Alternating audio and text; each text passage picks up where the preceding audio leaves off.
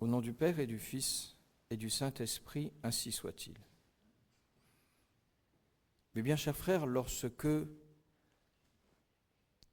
vient dans la liturgie le moment de cette fête du Christ roi, qui est aussi la fête de la chapelle de Jésus, roi de France, se pose parfois à l'esprit du prêtre une question.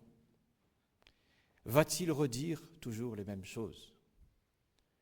Doit-il compter sur le fait que nombre de fidèles savent tout déjà, ou l'essentiel du Christ roi, ayant reçu tant et tant de prédications des prêtres, ayant écouté tant et tant de conférences, notamment de Monseigneur Marcel Lefebvre, dans lesquelles il expliquait ce cœur de sa prédication, l'État catholique et le règne du Christ.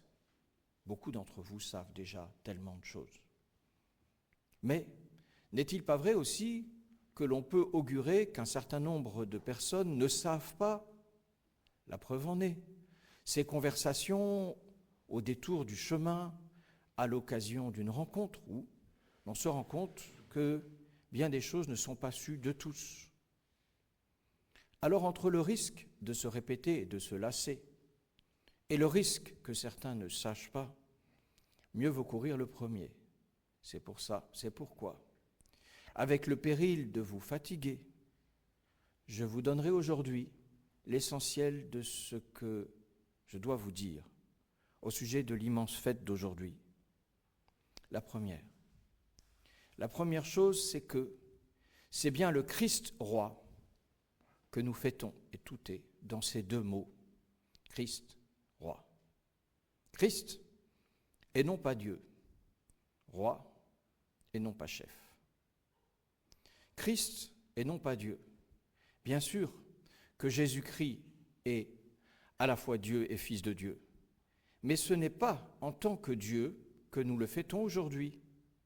Bien sûr qu'il est Seigneur en tant que Dieu, mais c'est bien en tant qu'homme que nous le fêtons. Il ne s'agit pas de rappeler qu'évidemment, toutes choses doivent obéir au Créateur, Dieu.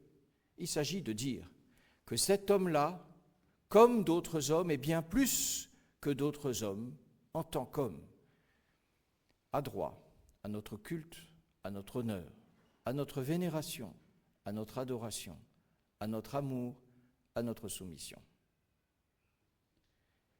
Chef, non, roi et non pas chef. Car il y a dans la royauté quelque chose qu'il n'y a pas dans le concept pur de chef. Bien sûr que le roi est chef, mais il y a des chefs qui ne sont pas rois. Et il n'est pas dit seulement qu'il est chef, il est dit qu'il est roi. Et qu'y a-t-il de plus dans la royauté que dans le chef? Dans le roi, il y a d'abord de plus que dans le chef, qu'il y a des chefs qui, pour édicter leurs lois et pour énoncer leurs jugements, prennent conseil auprès de députés, de sénateurs, d'élus, d'un parlement. Le Christ ne prend conseil de personne, n'attend l'élection des lois de personne. Le suffrage, il s'en moque. Il a une monarchie dans les mains qui est absolue.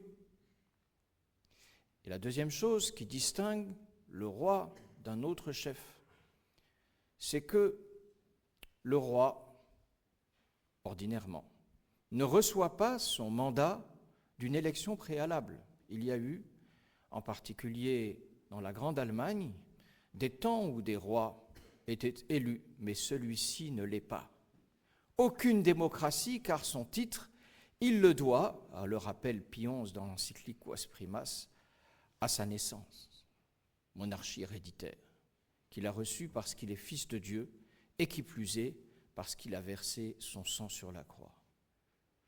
Le troisième titre, la troisième raison qui fait qu'il y a plus dans cette royauté, si bien représentée dans la peinture de Van Eyck, au fond de cette chapelle, la troisième raison, c'est que ce roi-là est roi pour toujours. Et il y a tant de chefs dont la légation demeure pour un temps, dont la magistrature s'efface au bout de quelques années. Celui-ci, il est roi pour l'éternité. La deuxième chose qu'il s'agit de vous dire, mes bien chers frères, c'est de vous dresser en quelques mots l'un des pans de la réalité où le Christ règne, pan que vous ne voyez pas, pan que vous croyez, celui de l'éternité. Notre Seigneur règne dans le ciel et sur la terre. Est-il besoin de le développer? Non. Mais il est besoin à nous de nous représenter à quel point sa royauté dans l'éternité est sans partage. Nous n'avons qu'une faible idée, et ce sera la surprise de celui qui ouvrira la porte du ciel, et même du purgatoire. Nous n'avons qu'une faible idée de ce qu'est le pouvoir du Christ dans l'éternité. Ce Dieu fait homme a dans sa soumission et tous les anges, et pas un ne bronche, et tous les élus, et tous sont dans l'admiration, et tous les damnés même, car aucune rébellion n'est désormais plus pour eux possible, eux qui subissent le joug de sa justice. Et il a finalement toute l'humanité, tous les anges dans sa main, comme un règne sans partage.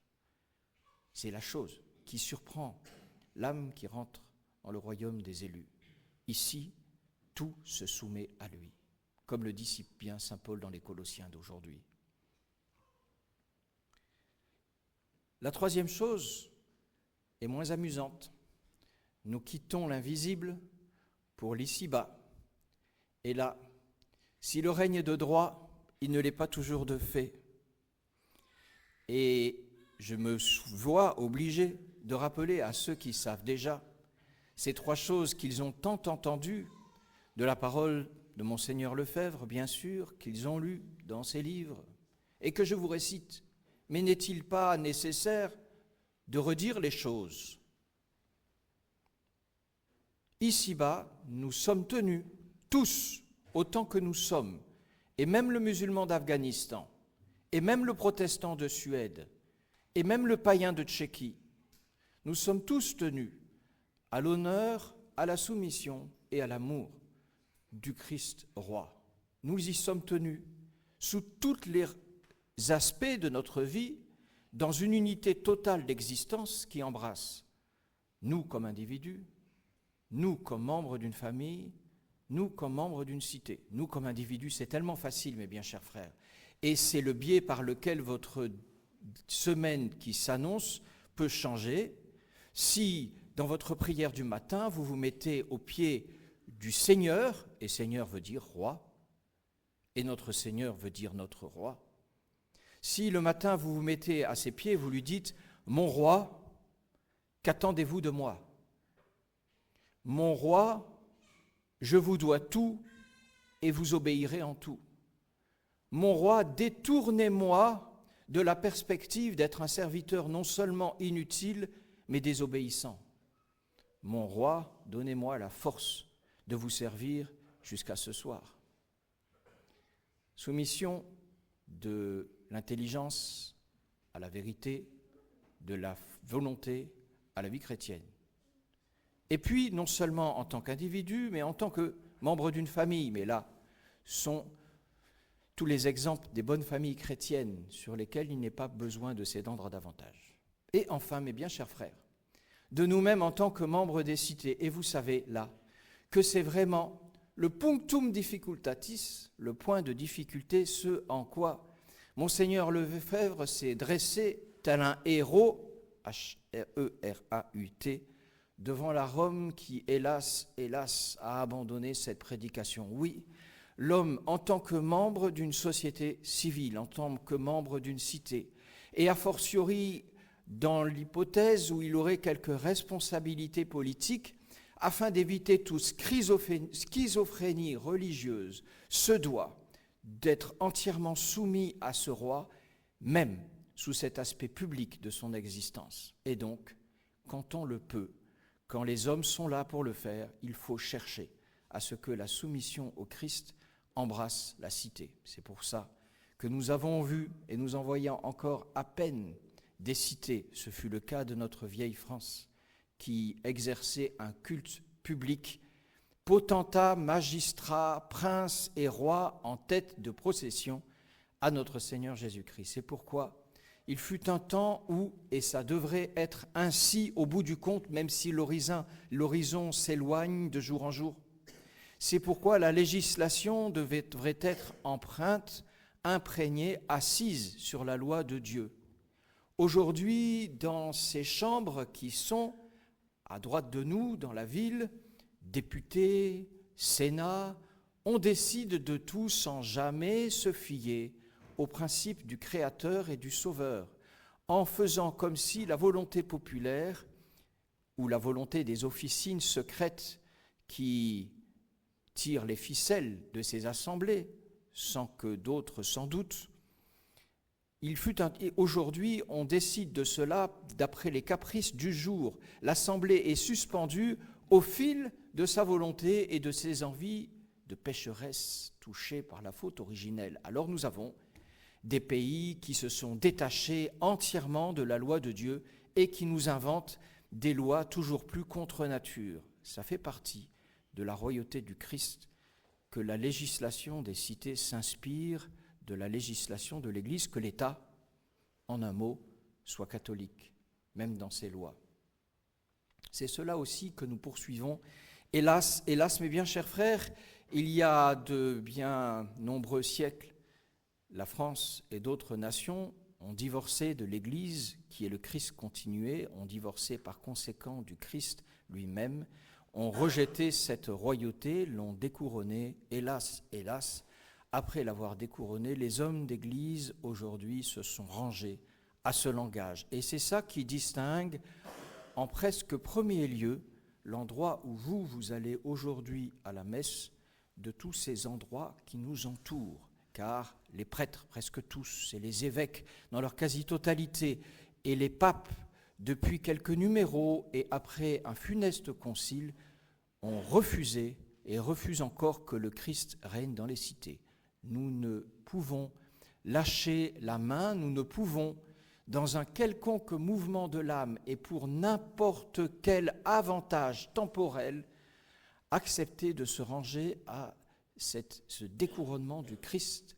Nous devons dénoncer le libéralisme des autorités romaines, le libéralisme des autorités officielles de l'Église, refuser cette laïcité, quel qu'en soit le coût. Pouvons-nous nous réconcilier avec ceux qui refusent cette seigneurie du Christ? Ça n'est pas possible. C'est là la dernière chose que je voulais vous dire, mes bien chers frères. Les lumières sont éteintes dans la cité et l'Église, les hommes d'Église acceptent que ces lumières s'éteignent. Nous étouffons spirituellement dans cette cité et les hommes d'Église acceptent que nous étouffions.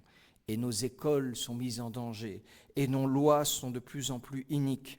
Et les défaillances morales du clergé sont étalées sur la place publique avec un enthousiasme qui cache un appétit effréné pour corrompre l'âme catholique de ce pays.